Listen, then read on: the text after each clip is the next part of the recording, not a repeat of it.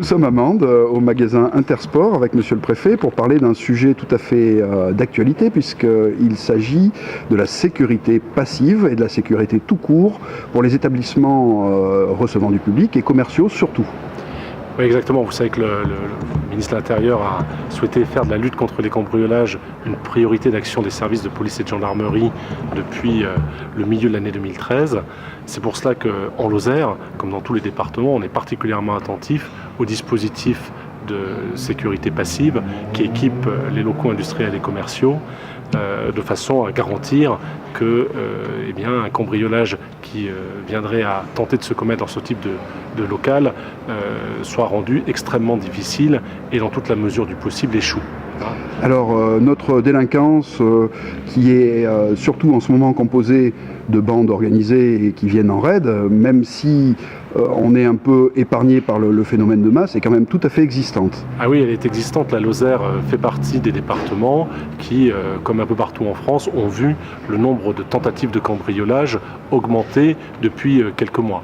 Et donc c'est pour cela qu'il est absolument indispensable qu'à côté de l'action des services de police et de gendarmerie qui ont intensifié leur surveillance et leurs enquêtes de police judiciaire, nous ayons des commerçants, des patrons d'entreprises industrielles ou commerciales qui renforcent leur niveau de sûreté et qui prennent en compte cette exigence finalement d'un risque de cambriolage accru depuis quelques mois.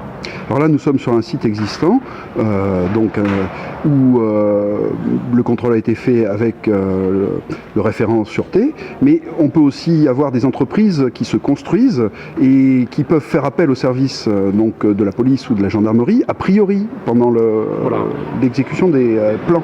Oui, c'est exactement ça.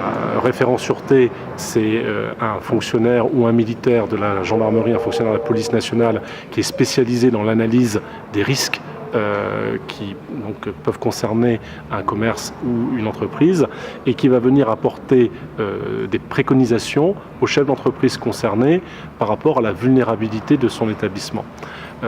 Ça peut intervenir une fois que le local existe et est exploité. Ça peut aussi intervenir en amont lorsqu'on a un projet d'extension, un projet de construction d'une nouvelle enseigne dans telle ou telle ville du département. Eh bien, vous pouvez solliciter la police et la gendarmerie et le référent pour que, avant même l'édification du bâtiment, on ait une première approche en termes de sécurité du bâtiment qui puisse être opérée. Chose importante, c'est gratuit. C'est gratuit. Alors, la police et la gendarmerie n'est pas là pour conseiller des équipements de vidéoprotection ou des marques. Nous, on fait simplement un diagnostic de sûreté, mais c'est particulièrement utile parce que ça permet le jour où le commerçant concerné s'en saisit, d'utiliser à bon escient son argent dans un dispositif qui sera efficace et dont la police ou la gendarmerie aura validé les grandes lignes. Voilà. Et puis, à côté de ça, ça a aussi un autre avantage pour nous. Ça donne une habitude de coopération et de lien de travail entre les commerçants, les chefs d'entreprise, la police et la gendarmerie. Et là aussi, c'est un atout supplémentaire pour se prémunir contre les cambriolages.